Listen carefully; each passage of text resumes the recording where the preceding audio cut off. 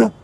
আমি কালকে ভাইয়ের হাত ধরে বেরোনোর সময় আমি জোড়ায় ধরে বলছি, ভাই আপনি একটু সাবধান থাকেন, আপনি প্রচারণা করতে চাইলে আমি আসতেছি, আমি আসে আপনাকে সেভ করতেছি।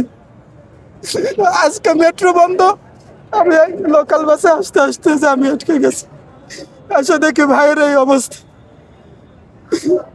ভাইয়ের যদি কিছু হয় আপনাদের মাধ্যমে আমি সরকারকে বলে দিলাম, সরকারের কাছে আমাদের কিচ্ছু চাওয়ার নাই।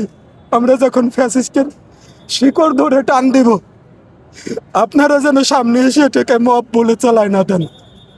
আর এটাকে যদি আপনারা আইনতভাবে, আমরা জানি আপনারা কিছুই করতে পারবেন না, পুলিশের সেই সক্ষমতা আপনারা আরো 2 বছর আগে ভেঙে দিয়েছেন। সেনাবাহিনীর ভিতর থেকে ফ্যাসিস্ট বের করতে পারেন নাই, আপনারা সিভিল প্রশাসন থেকে ফ্যাসিস্ট বের করতে পারেন নাই। আমরা জানি যে আমাদের রক্ত দিয়ে এই ভুলকে শুধরাইতে হবে।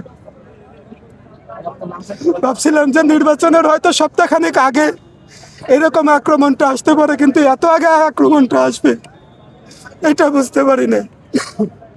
ফ্যাসিস্টের শিকড় ইনশাল্লাহ, আল্লাহ ভরসা, এই বাংলাদেশের মাটিতে ফ্যাসিস্টের শিকড় থাকবে না, আল্লাহ যদি আমাদেরকে বাঁচায় রাখেন।